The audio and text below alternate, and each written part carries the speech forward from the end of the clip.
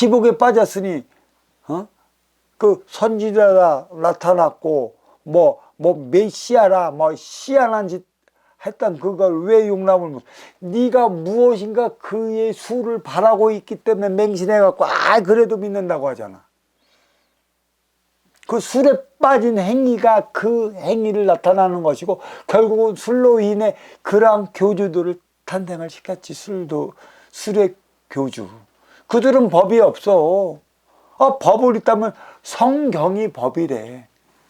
뭘 그는 성경이고 이미 써 나와 있는 걸 그대는 읽어 죽은 것밖에 더 있겠지만 나는 저 81자에 쓰여 있는 거룩한 어버이의 뜻을 다 알지. 거룩한 어버이의 뜻을 다 안다는 것은 마음 차원의 에너지가 햇빛 바로 밑에 있어. 지혜. 어버이는 이 햇빛으로 말미암아 그 인간의 삶을 하나로 이끌어 가는 것이고 또 하나로 이끌어 가기 위해 육을 썼기 때문에 그러니까 천상이 무엇이고 천기가 무엇인지 느끼게끔 하기 위해 물을 내리는 거죠. 비를 내리는 것이지. 그래 본신본 태양 그랬어요.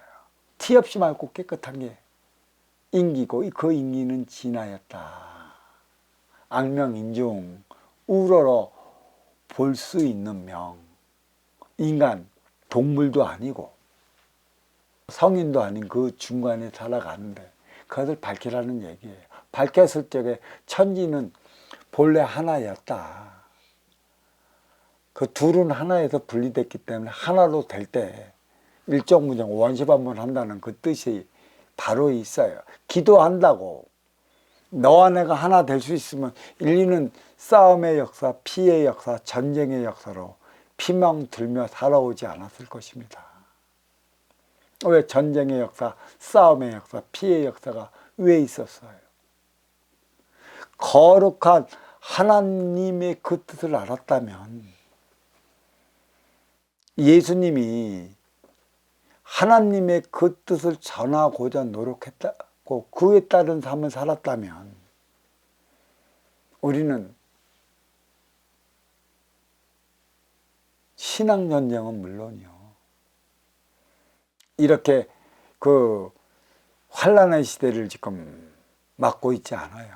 육생양에 육생양만을 부과시킨 것과 양양상충 부러져 파괴되는 현상이 일어나는 것이지 정신양 빈물질 차원 그 물, 그 온함, 그 따뜻함, 그 유연함이 있다라면 환란이 있겠어요? 유연함, 온화함, 그 부드러움은 어디에서 일으켜야 돼요? 땅에서 일어나는 것은 육생양이라고 그랬어. 이건 부러진다고 그랬어. 이게를 내가 가리켜갖고 뭐라고 했냐면 맞춰놓으라고 했어요. 그러니까 이 땅에서 일으키는 이 건물은 천의 기운이 없기 때문에 물기가 없어 빳빳해져 일순간에 무너져요. 맞춰놓. 하지만 비를 뚫고 육의 생명을 갖고 있는 것들은 부드러워져요. 이게 없다라는 것이지.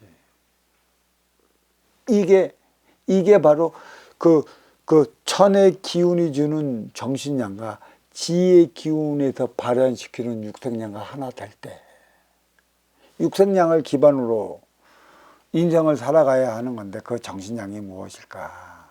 아까도 말했듯이 말은 영의 차원이고 영의 차원을 들어갖고 그 가치적인 삶을 살아갈 때 나의 업을 서할 수 있는 것이라.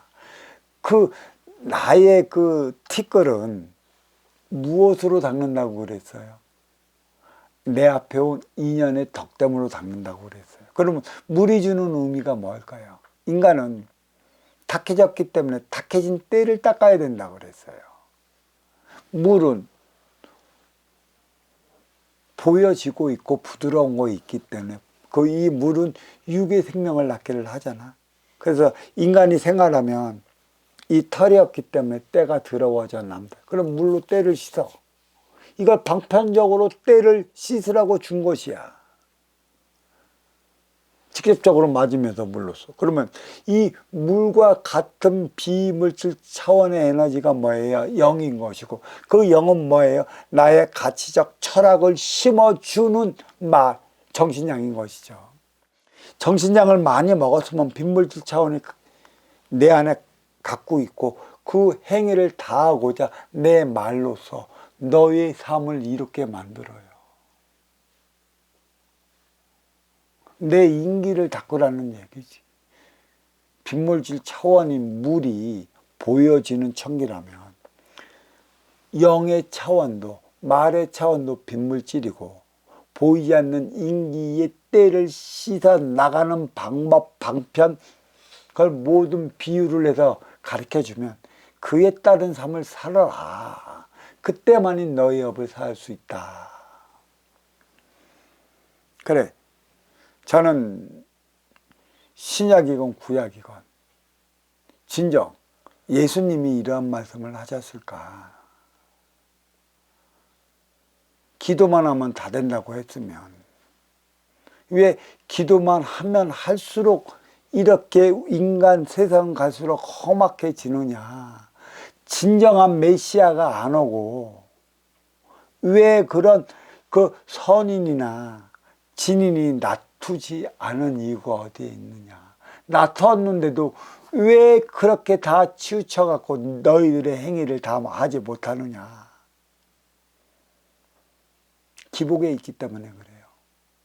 술로서 모든 걸 해결해 줄 것인가 마냥 거기에 매달리는 이들이 더 문제인 것이지.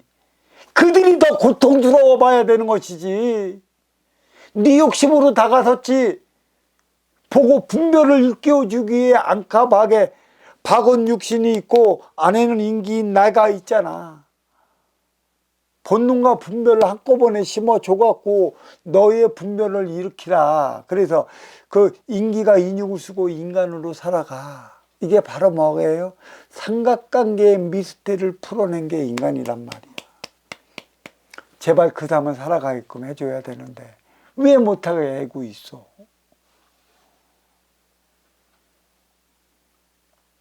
예수를 추구하지 마. 예수만 쫓지 마. 예수님의 삶을 좀 살아가. 그렇게 가리키는 곳이 있어야 진정한 것이지. 배고픈 이에게 물론 먹을 것을 써서 육을 건사시켜야 하겠지만 이것은 지수화풍으로 돌아갈 것이라. 그렇게 그게 네 안에 있는 인기의 때를 못 시켜. 인기의 때는 영과 영, 말로써 너의 삶을 살 수 있게끔 이끌어가는 것이고 결국은 그 행위를 다해야 하는 것이에요. 그 행위를 어떻게 다하게끔 이끌어갈 수 있을 거예요. 이 근본을 모르면 이 말의 중요성, 얼마나 무엇을 초기에 먹고 배우느냐에 따라 갖고 내 가치적 철학이 바뀌어져. 이 나이 먹고 오면 아무리 좋은 소리를 해도 받아먹지를 못해. 나는 여기서 이런 걸 배웠는데, 나는 여기서 일을 배웠는데, 당신이 잘못된 거 아니요. 한 가지 딱 봅시다. 신이 인간을 사랑하는 것은 부모가 자식을 사랑하는 것과도 같아요. 근데 신과 인간의 차이는 어디에 있냐? 신은 물이란 말이야. 바람이고 햇빛에 비유할 수 있는 것이지.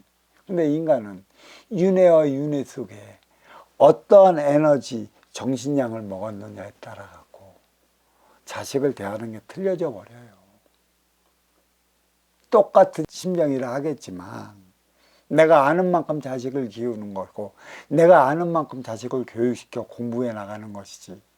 아는 만큼이라는 건 무엇이 있어? 입으로 먹는 육성량을 아는 만큼 아니. 내 안에 자리한 인기가 아는 만큼의 말로써 자식의 인기를 깨쳐주는 것이죠. 성경은 진짜 예수님이 그런 말씀을 하셨을까? 예수의 입장으로서 다가서지 못하면 대자연의 입장으로서 보라는 얘기죠. 치우친 삶을 가르쳤느냐? 너를 어렵게 만든 것도 신인데 그 네가 어려워진 이유와 원인도 깨닫지도 못하는 상태에서 신에게 빈다고 너의 어려움을 해결해 준다면 신이 너한테 표적을 내려야 할 이유가 없다라는 얘기죠. 성경과 천부경의 차이. 나의 구속에서 벗어나 나 삶을 샀고 자유로울 때만이 행복한 것이죠. 아직도 인육 속에 갇혀 있어 자유의지만 불어넣는다면 사랑은 할 수 있어요. 내 자유의지로. 진정한 행복에는 접근하지 못한다. 예수님의 그 입장을 모른다면 하느님의 입장도 모를 것이다. 하지만 그 어느 쪽으로도 치우치지 않는 대자연의 입장을 가보라. 이것도 이해 못한다면 이 육신은 지기로서 울뚝불뚝 튀어나온 데가 많아요. 조화와 균형을 자연이 이루었다고 하지만 그 아름다운 것만 이룬 것이지 사계가 뚜렷한 곳에서만 내 눈이 사계의 현육에 대해서 아름답게 볼지 모르지만 진정